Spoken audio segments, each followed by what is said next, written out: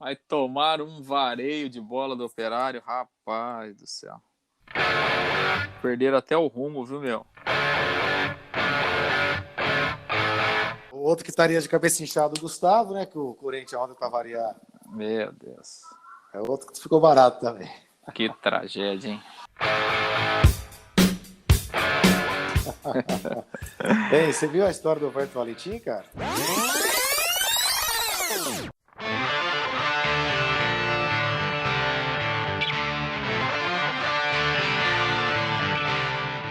Fala pessoal, tudo bem? Eu sou o Diego Prazeres.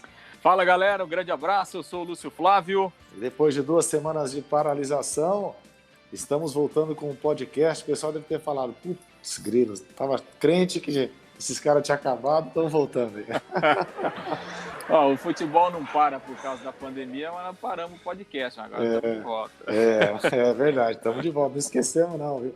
Só justificando, né, a gente deu essa parada de 2 semanas, foi bem pontual, teve uma semana que estava muito corrido para a gente conseguir fazer, eu particularmente, também fazer o podcast, com muita coisa acontecendo no meio da política, eu também faço política, o Lúcio também correndo para bater o escanteio e fazer o gol, né, Lúcio? Então não foi possível gravar, e na sexta passada teve o jogo do Londrina, né? Isso. E a gente acabou nem pensando em fazer antes, um pouquinho, para falar sobre a expectativa da Série B, para deixar fazer, para depois fazer em cima do jogo, mas o jogo foi sexta-feira à tarde, acabou que embolou todo o meio campo de novo, mas de qualquer forma estamos voltando, retomando o nosso FolhaCast Futebol Clube, e já falando então, né, tem Londrina para a gente comentar, a estreia do Tubarão na Série B, já tem jogo novamente no próximo sábado, e o assunto, nós estamos gravando aqui nessa segunda-feira, né, o podcast sendo veiculado na terça, e já com o assunto mais importante dessa segunda-feira, um absurdo, né, o Brasil anunciando que vai sediar a Copa América, quer dizer, a Conmebol anunciando que o Brasil é a sede da Copa América depois da desistência da Argentina, porque os casos de Covid lá estão explodindo. A Colômbia com uma tensão, né, política também, mobilização social por conta de uma reforma lá que está sendo aprovada pelo governo e a população está reagindo. E aqui, como é um paraíso, não tem Covid, não tem problema político, não tem tensão nenhuma, o Brasil acabou recebendo essa confirmação de ser sede, porque o governo federal disse sim a solicitação da Conmebol. Que coisa, onde é que nós vamos parar, né, Lúcio? Vamos falar primeiro dessa Copa América e depois a gente entra no assunto do Londrina, porque é o assunto mais quente, né? Exatamente, né, Diego? E não era o momento, obviamente que não é o momento, né? Assim, aqui nós não temos nenhuma tensão social, política e muito menos pandemia, né? Tá certo. A pandemia passou longe aqui do Brasil, né? E é aquela coisa, né, Diego? Assim, hoje o governo federal ele demora aí 4, 5, 6 meses para decidir sobre compra de vacina. Mas para decidir sobre a Copa América, meia horinha está resolvido, né? Exatamente. Então, assim, são as prioridades, né? São as prioridades, cada um lida com as suas prioridades, né?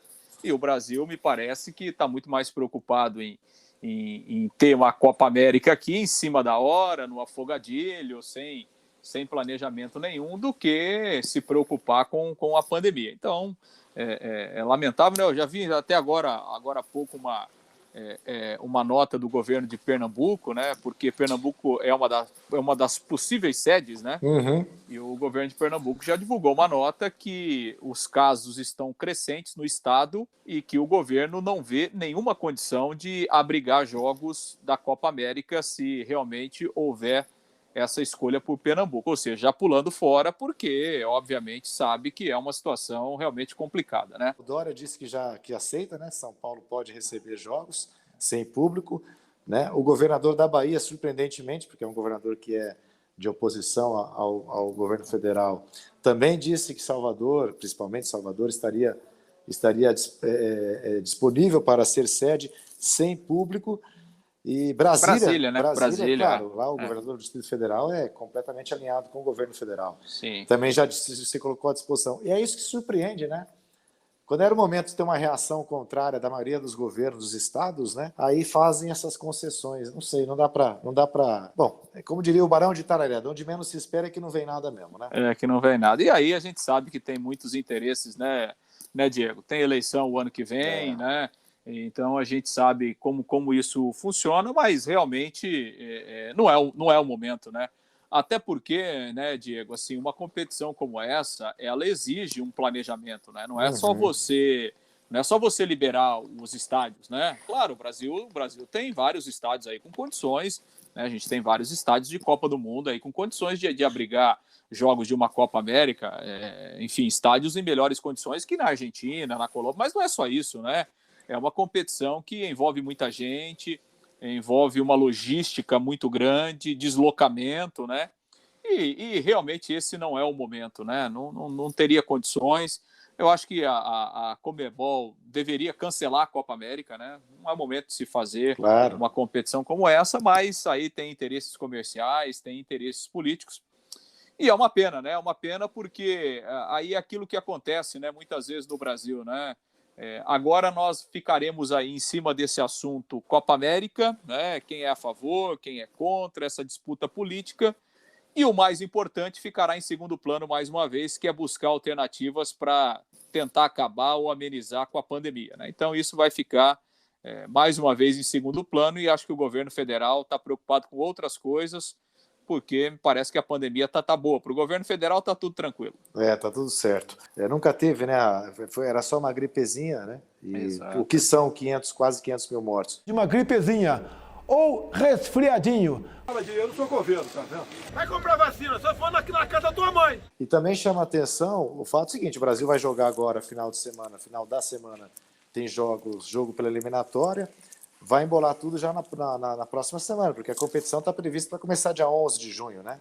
Exato, que é a semana que vem já, né? Exatamente, então. Tem 2 jogos das eliminatórias para serem feitos. E aí, além disso, tem a questão do Campeonato Brasileiro, que já é um entrave, né? A eliminatória virou um dificultador, um empecilho para os clubes terem um bom desempenho no Campeonato Brasileiro. A gente já comentou isso, né? Em outros podcasts. A seleção está em segundo plano, ninguém mais quer ceder jogador para a seleção brasileira. E agora tem mais essa competição para embolar todo esse meio-campo. Quer dizer, é aquela bagunça que a gente já está acostumado, porque no Brasil é isso, né? Mas é mais um fator de complicação aí para o calendário, inclusive. Né? E a informação é que o Flamengo, inclusive, estaria já encabeçando o movimento para pedir a paralisação do Campeonato Brasileiro, né? É verdade. Durante a Copa América. Enfim, são coisas feitas, né, numa tentativa de realmente de aparecer, de mudar o foco, né? E não é o momento, né? Então, assim, a gente já tem um calendário apertadíssimo, onde os clubes são prejudicados, né? O Flamengo ontem teve... O Rodrigo Caio foi chamado, né? Porque foi convocado, o Thiago Silva está machucado. O Flamengo tem 7 jogadores convocados, né?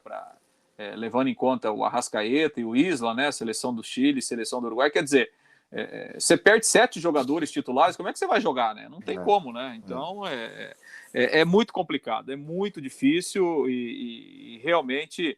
eu não sei se vai dar tempo, né, Diego, de a gente ter um movimento. Acho que dos clubes é difícil, né? Porque os clubes, enfim, falam amém, basicamente todos para a CBF, né?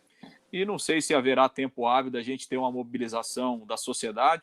Acho que não, e vamos ter que engolir aí a Copa América afogadilha, a não ser que haja alguma decisão judicial, né? Exato. Para proibir a competição, porque em vias normais a competição vai acontecer e aí a gente vai ter que enfrentar as consequências do que virá depois da realização de uma competição como essa, tudo feito assim, né, no joelho, tudo feito no afogadilho, sem nenhuma preparação, sem nenhum planejamento diante desse cenário que a gente vive. É o que você falou, né? Uma decisão também que tem muito de disputa política, a gente sabe disso, ninguém é bobo, né? Há uma queda aí de braço entre movimentos que entendem que a pandemia no Brasil está descontrolada, que houve omissão e incompetência do governo federal para controlar essa pandemia, porque há um presidente negacionista que se recusou, inclusive, a comprar vacinas. Então, eles querem deixar no ar um ar de normalidade que não há. Do outro lado, aquela corrente dizendo que justamente isso, que não há o que temer, porque o Brasil não vive uma pandemia. É difícil, né, a gente ter que falar isso, né? Tem gente que acredita que a coisa está controlada, que não é tão séria assim, enfim. Acaba sendo realmente uma disputa política e a gente fica refém de tudo isso. Havia uns movimentos, né, de que civis, né, população, pessoas poderiam entrar com ação no Supremo Tribunal Federal para impedir a realização da Copa América. Eu, sinceramente, também não acredito que isso possa acontecer, acredito que isso vai ser um movimento assim frutífero. Acredito que a Copa América, infelizmente, vai acabar sendo realizada no país no momento em que a gente está também numa terceira onda, se é que já a primeira acabou, né, alguma vez, em algum momento.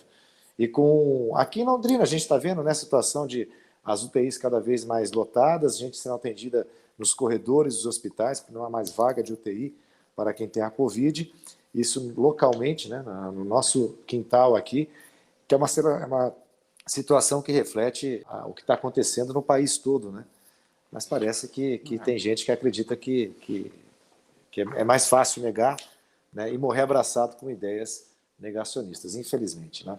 A gente teve aí, até no final de semana, né, uma movimentação em várias cidades, inclusive aqui em Londrina, de protestos, mas, de uma forma geral, nós somos, né, como povo, né, como população brasileira, nós também aceitamos muitas coisas, né? Dificilmente a gente briga pelos nossos direitos, com raríssimas exceções, né? Claro que isso é uma coisa que vem culturalmente, que a gente espera que, com o passar do tempo, né, isso possa ir mudando, né, na sociedade brasileira, mas a gente aceita muita coisa quieto, né, sem reclamar, sem reivindicar. E aí, infelizmente, a gente tem, com raríssimas exceções, os políticos que a gente tem, os representantes que a gente tem, que fazem o que querem e realmente com a preocupação mínima para quem deveria ter a preocupação máxima, que são justamente as pessoas, que é justamente a sociedade brasileira, né? Exatamente. Então aí a Copa América no Brasil. Próximo podcast a gente comenta alguma consequência disso. Não acredito que vai mudar muito o cenário, não. Bom, vamos falar então um pouco de Série B, finalmente falar uma coisa mais que não seja light, tão, né? Mais light, que não seja tão pesada, porque o Londrina estreando com um empate lá em Pelotas, que teve aquele sabor de vitória, entre aspas, né? Porque jogando com um a menos desde os 30 minutos do primeiro tempo, rapaz, meu pai que assistiu ao jogo, estava indignado, falando que tinha que ser punido o Felipe, o lateral esquerdo, né? É Felipe Vieira, porque achou que o cara já tinha feito outras faltas que já mereciam o amarelo, enfim. Mas entrou nervoso, né? Aquela coisa, o cara entra meio na fogueira, né? Não é ele o titular da posição. De qualquer forma, comprometeu muito, né, Luz? Claro que o jogo virou, né? Eu até comentei isso aqui. Assim que foi expulso o Felipe, o jogo mudou. O Roberto tirou o Adenilson para recompor ali o sistema defensivo e também você acabar não sacrificando um jogador de frente, né? E a sorte também é que é o seguinte, né, bicho? O Brasilzinho de Pelotas, com todo respeito, vai brigar muito para não cair também, né? Mostrou toda a sua fragilidade também num jogo que era importante para eles e que era um jogo muito mais tranquilo para o Brasil fazer o resultado, né? O Londrina que conseguiu fazer aí um jogo mais de defesa, defensivo, né? Devido às circunstâncias. O César acabou sendo o grande destaque, mas já mostrou aí que o Brasil do Tencate vai penar bastante nesse campeonato. É um time que mostrou muitos problemas, né? Claro que o Tencate, ele recebeu lá alguns reforços que ainda não jogaram, muito parecido com o que o Roberto fez, né, no primeiro jogo, não contou com todo mundo como titular, mas não acredito que o Tencate terá vida fácil, não. Acho que o Brasil é um candidato a brigar realmente ali na parte de baixo da tabela. E acho que, assim, em condições normais, 11 contra 11, pelo andamento do jogo, o Londrina tinha boas condições de ganhar a partida. Sim. Né? Porque, assim, até ali a expulsão, 30, 32 minutos, o Londrina fazia um jogo controlado, né? Não sofria grandes perigos, grandes riscos, estava conseguindo razoavelmente chegar ao campo ofensivo. Acho que o Londrina tinha condições de trazer uma vitória em condições normais. Agora, é claro, depois da expulsão, aí ficou realmente muito complicado, porque a partir do momento em que você está jogando fora de casa e que você fica com um jogador a menos, você se preocupa, e isso é natural, você se preocupa muito mais em se defender do que em atacar. Né? Claro. Então é uma situação normal. Então acho que o resultado foi bom, né? Diante das circunstâncias, o ponto conquistado foi bom. A pressão ali nos 15 minutos finais, né, foi muito forte mesmo, porque o Tencate aí colocou o time para frente, né? O Brasil terminou com 4 atacantes e tal, e aí era uma pressão até natural. César foi muito bem, é aquilo que a gente dizia, né, que a hora que o César entrasse no gol, ele dificilmente iria sair, né? O César, tecnicamente, ele é um goleiro melhor que o Dalton, né? Bem melhor, E acho que o Roberto mexeu na hora certa e o César tem tudo para para ser o goleiro titular aí ao longo dessa Série B. Acho que o sistema defensivo funcionou bem, suportou a pressão e no fim o resultado foi bom, né, em razão das condições, porque aí com 10, né, no segundo tempo o Londrina ficou muito mais perto da derrota do que da vitória. Então o empate foi um bom resultado. E acho que até o Roberto comentou isso, né, depois do jogo, né? Até psicologicamente foi importante, né? Porque isso fortalece o grupo, né? Você enfrentar aquelas condições, até um gramado molhado, com frio e tal, não é fácil, nunca é fácil jogar lá em Pelotas, né? Então, o resultado, e aí você segurar o placar com 1 a menos, isso acho que fortalece também o grupo na questão psicológica e tal, até de motivação e de fazer com que o grupo entenda que realmente está no caminho certo. Então, acho que o resultado foi positivo e o resultado foi bom, um ponto conquistado. E na Série B, assim, né, Diego, quanto mais rodadas você conseguir pontuar, melhor, enfim, não dá para ganhar, empate é bom, é melhor você pontuar sempre na Série B, porque a gente já viu aí na primeira rodada, o campeonato vai ser difícil. O campeonato vai ser complicado, não tem moleza, né, para ninguém, não tem moleza jogando em casa, não tem moleza, muito pelo contrário, jogando fora de casa. Então é assim, eu acho que cada ponto conquistado ele tem que ser valorizado mesmo, porque a gente vai ter um campeonato realmente muito difícil e ficou provado isso na primeira rodada. E até por circunstâncias do jogo, né, o Londrina tendo que refazer o seu jogo depois da expulsão, tivemos algumas estreias no segundo tempo, não deu nem para avaliar, né, Lúcio? Ficaram comprometidas. Mossoró, né? Enfim, não deu nem para a gente avaliar. Vamos ver como essa moçada vai reagir, principalmente quando entrar com mais em condições normais, né? E ter tempo, né, para jogar, porque, por exemplo, assim, o Caprini e o Thiago Orobó, que entraram no segundo tempo, mas assim, eles entraram numa condição que o Londrina só se defendia, né? Então, exatamente. Os atacantes entraram, mas para ajudar na marcação e tal, para dar um fôlego a mais, né, na questão física. Então, não deu para mostrar. Mas assim, eu fiquei com uma boa impressão do Thalisson, o lateral direito. Eu acho que é um jogador que acho que vai crescer, eu acho que pode ajudar. O Ricardo Lúcio, que também jogou mais tempo, né? Mesmo não entrando na dele, né? Que ele entrou na lateral esquerda, mas acho que é um jogador que pode ajudar daqui a pouco na bola parada, né? Então, acho que são jogadores que deram, assim, uma pinta de que podem realmente ser jogadores importantes. Agora, claro, que a gente precisa ver com mais tempo e tal, em condições normais aí, pra gente ver, e acho que a gente vai provavelmente vê-los em campo aí já no sábado, porque como o Londrina tem agora esses 2 jogos decisivos aí com o Operário pelo Campeonato Paranaense, com um intervalo muito curto entre um jogo e outro, tá muito claro que o Roberto vai usar um time no sábado, né, para jogar contra o Brusque, e aí um outro time na segunda-feira pelo Paranaense. E como esses últimos reforços não podem jogar no Paranaense, então tem a impressão que a gente pode vê-los em um jogo inteiro aí no sábado contra o Brusque. Os jogos do Paranaense marcados pela federação na segunda-feira. O outro é na quinta, né, Lúcio? Na quinta, dia 10. Lá em Ponta Grossa. Então, o primeiro jogo da semifinal na segunda-feira à tarde aqui no Café. E na quinta-feira. Isso porque o outro duelo lá das quartas de final não está definido ainda, né? Não está. Pelo menos até agora não tinha tem data, né? O segundo jogo das quartas de final entre Atlético e Paraná. Eu acho que já aconteceu isso. A federação tentou marcar na marra as semifinais de Londrina e Operário. Os dois se rebelaram porque não estava nem confirmado o primeiro jogo da outras perna das quartas de final. Mas a mesma situação agora. Se eu fosse o Londrina, de novo bateria o pé. Poxa, primeiro vocês resolvem quando vai ser Atlético e Paraná, depois vocês marcam os jogos nossos pela semifinal. Né?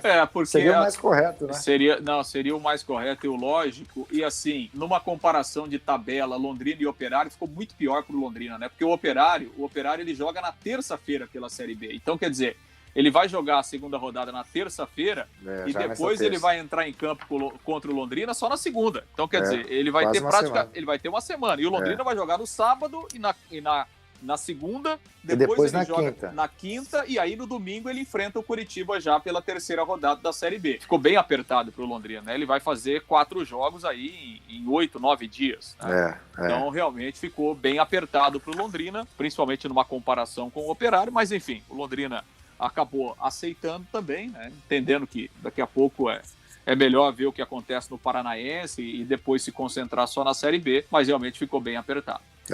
Bom, lembrando que o Brusque, então, adversário deste sábado agora, às 11 do Café, Estreou com vitória, né? Eu vi boa parte do jogo contra a Ponte Preta, achei que o Brusque foi bem, fez o resultado, ganhava de 2-0 até o praticamente final do jogo, depois que a Ponte Preta fez o gol de honra. Para uma equipe que está disputando a Série B pela primeira vez, depois de 32 anos, né? A última vez, se não me engano, foi em 1989, o Brusque mostrou personalidade, mostrou que tem um time que o técnico já conhece muito bem, está lá há bastante tempo, é o técnico hoje mais longevo das 3 divisões do Campeonato Brasileiro, né, o Gerson Pestoni. Enfim, é um Brusque que vai dar trabalho, pelo menos neste início, nesse próximo jogo, acredito que vai dar trabalho sim. Você sabe, Lúcio, eu não sei se você chegou a ver, que o Globo Esporte, o site, né, o ge.com.br, fez um ranking, levantamento, né? Uma espécie de ranking, né? Para projetar o que seria esta Série B que está sendo avaliada como a mais competitiva dos últimos tempos, né? Usando como critérios aí poderio financeiro, qualidade técnica, estrutura, enfim, vários fatores. E aí eles fizeram uma simulação de como terminaria essa Série B. Eles colocaram para subir, você me ajuda aí, Lúcio, o Avaí, Cruzeiro, né? Cruzeiro, Vasco e Goiás? O Goiás está nesse no G4, né? Nesse G4 aí. Colocaram o Operário como 5º colocado.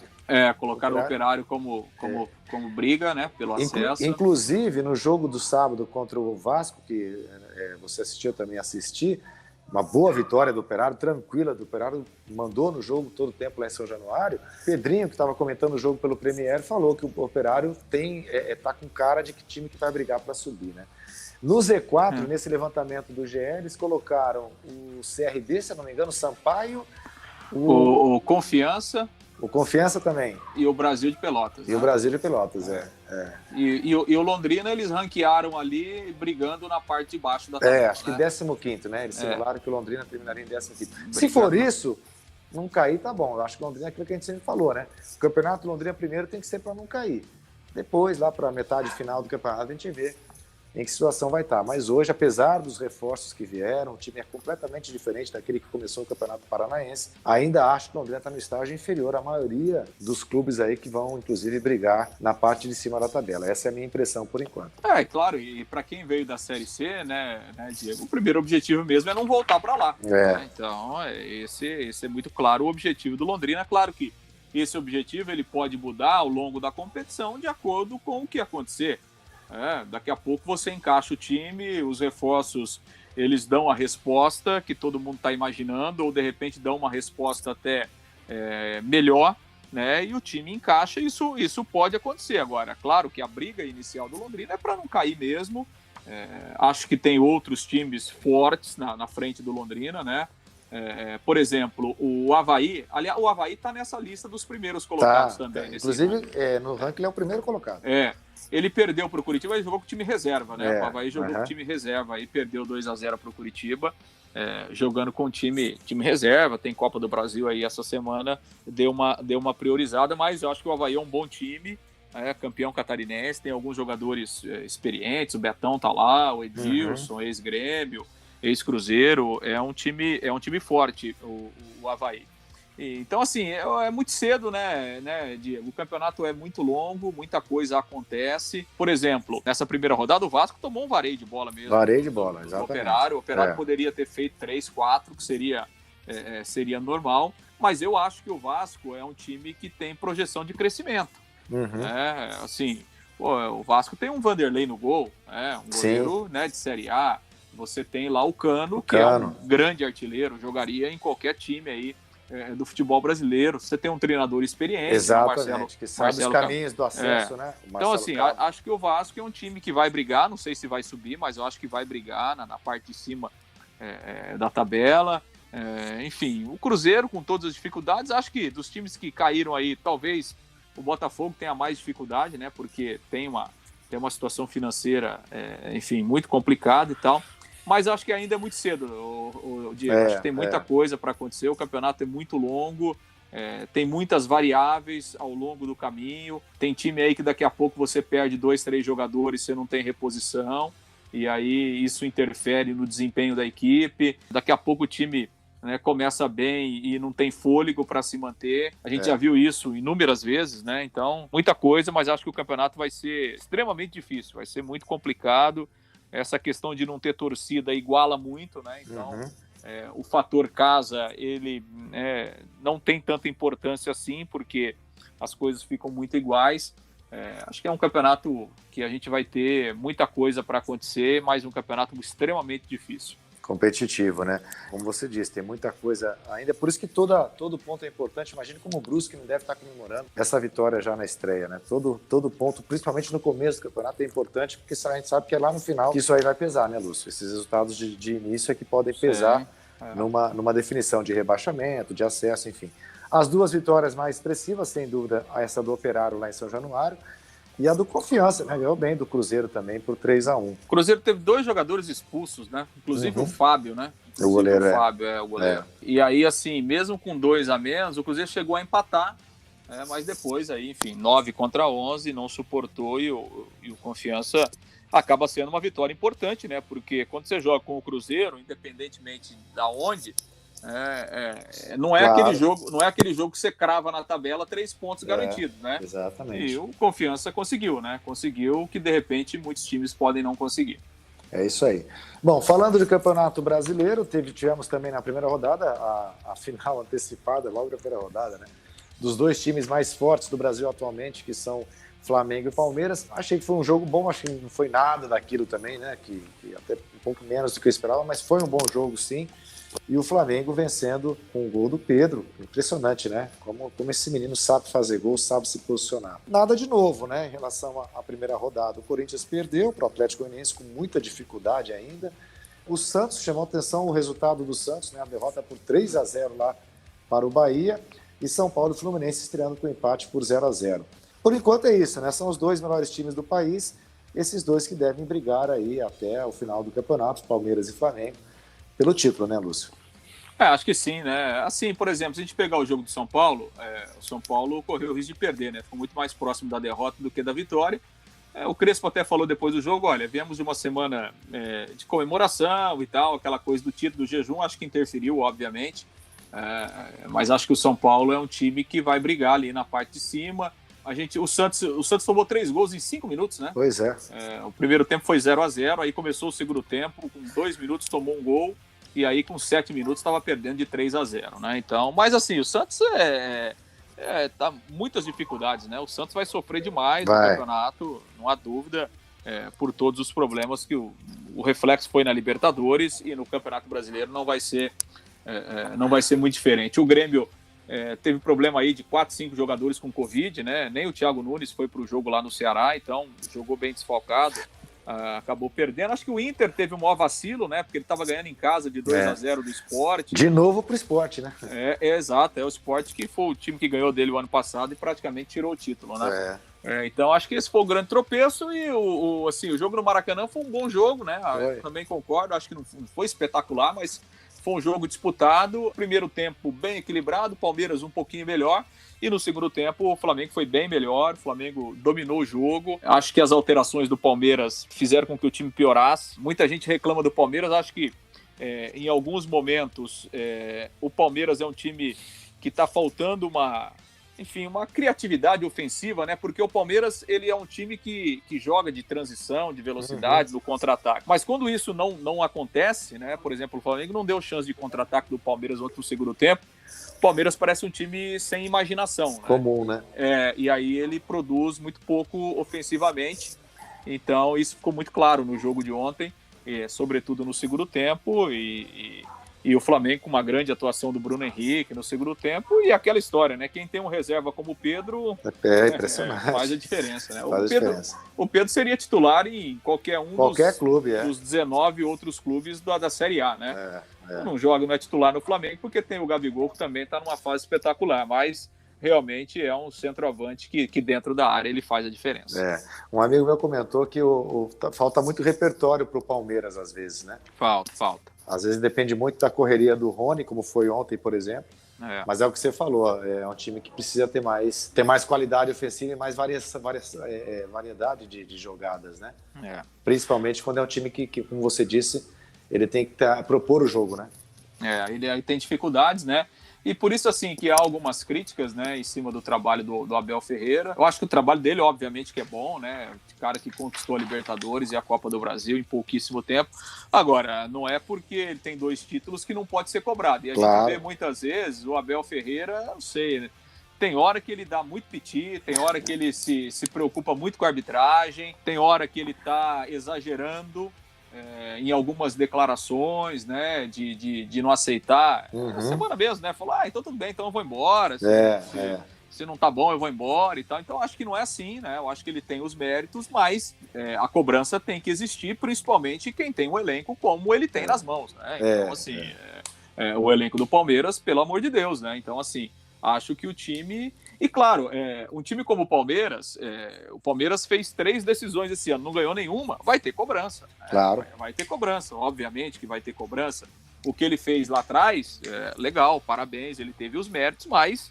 Né, quando você começa a perder, e o Palmeiras tem perdido alguns jogos decisivos, né, a cobrança vem e o treinador tem que saber administrar isso. Então, acho que às vezes o Abel Ferreira tá se preocupando com muitas outras coisas, mas acho que ele tem que dar uma atenção um pouquinho mais no time, que esse time do Palmeiras aí tem mais para dar. Exatamente. E eu não sei quem escreveu também, o Abel, né, com todo o respeito que ele merece, e mostrou já que está fazendo um grande trabalho no Palmeiras, mas é um técnico que não tinha nenhum título expressivo até vir para o Brasil e trabalhou muito tempo no Campeonato Português, que vamos combinar, né?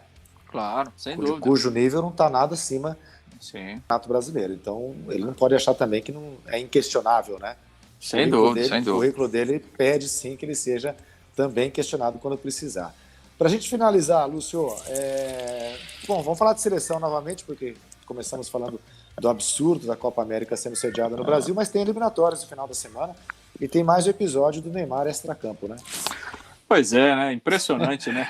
Mais do mesmo, né? O Neymar não consegue se livrar das polêmicas, né? Infelizmente para ele, acho que infelizmente também para a seleção brasileira, porque obviamente que a gente sabe da importância que tem o Neymar, né, na seleção brasileira. É difícil, né, o Diego, o jogador se concentrar, né, em um nível tão alto assim, que é a exigência hoje do futebol, e o futebol nesse nível, com tantos problemas, né, fora de campo. Infelizmente, a carreira do Neymar, ela vai se perdendo juntamente com essa situação de tantos problemas extra-campo, né? Então, assim, por mais espetacular que você seja dentro de campo, e o Neymar é espetacular, o Neymar é craque, ele é craque, só que ele não consegue chegar no estágio máximo porque está sempre envolvido em muitos problemas, né? Em muitas, e são assim, denúncias graves, né? Então, assim, o cara tem que ficar respondendo toda hora.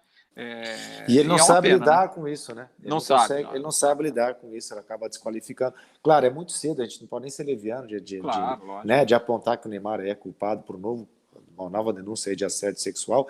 A diferença em relação àquele caso de 2019, que faltaram provas, foi arquivado, é que era a palavra de uma vítima, de uma suposta vítima, perdão, contra a do Neymar. Agora entrou em cena uma gigante do mercado aí de esportivo, que era, inclusive, patrocinadora do próprio Neymar, né? Então a coisa muda um pouquinho de figura. É preciso levar em consideração que o Neymar, aquilo que você falou, dentro de campo ele é um jogador fora de série, que há 10 anos vem mantendo um nível de excelência em campo, mas o Neymar fora de campo continua sendo uma criança, né? Uma criança que não cresceu, né? Um jovem, um adulto que não cresceu, adultescente, né? E que não sabe lidar com seus problemas extra-campo. E isso é muito ruim, até pela formação que ele teve, né? A gente vê o pai do Neymar, a postura que ele toma em determinadas situações, a gente entende por que o menino é assim. Agora, se não vier esse amadurecimento, ele jogando na Europa, eu não entendo quando é que vai vir, viu? E assim, e claro, né, que o Neymar, ele poderia estar no estágio de Messi e Cristiano Ronaldo, né? Só que esses problemas extra-campo o atrapalharam, né? E continuam atrapalhando, né? Então, não sei, acho que ele não chegará ao estágio que ele poderia chegar, né? Pelo potencial que ele tem, pela qualidade que ele tem, que obviamente é espetacular, mas não sei, acho que ele não vai chegar. Não vai chegar, porque é isso, né? A impressão que dá é que o Neymar vive numa bolha, né? Exatamente. Cercada lá pelos parças dele, né? E pelo pai dele, então esse pessoal fica em volta dele, esse pessoal fica como se fosse um escudo, né? Espanando para todo lado, respondendo para todo lado, e o Neymar vive naquele mundo dele ali. E isso é muito ruim, obviamente, que é muito ruim para ele, né? Mas é aquilo que você falou. Ele até hoje não conseguiu entender que essas situações fora de campo o prejudicam diretamente dentro de campo. Acho que ele não conseguiu entender isso. E não sei, né? Com quase 30 anos, se não entendeu até hoje, acho que vai ser difícil entender. Exatamente. Bom, o Brasil joga pelas eliminatórias nesta sexta-feira, às 9h30 da noite, contra o Equador. E depois São Paulo, né? Não, depois é em Assunção contra o Paraguai, né? Paraguai, na terça-feira. Terça-feira, dia 8, às 9h30 da noite também. Isso, exatamente. Bom, então é isso. Vamos tocando aí e o que mais importa é se realmente, em relação ao assunto que começou esse podcast, teremos a Copa América aqui, acredito que vai acontecer mesmo. Mas, de qualquer forma, na sexta-feira a gente volta. No final de semana já teremos um novo FolhaCast atualizado aí. Beleza? Beleza, Lúcio? É isso, beleza, Diego. Um abraço, até o próximo. Valeu, abraço, até mais.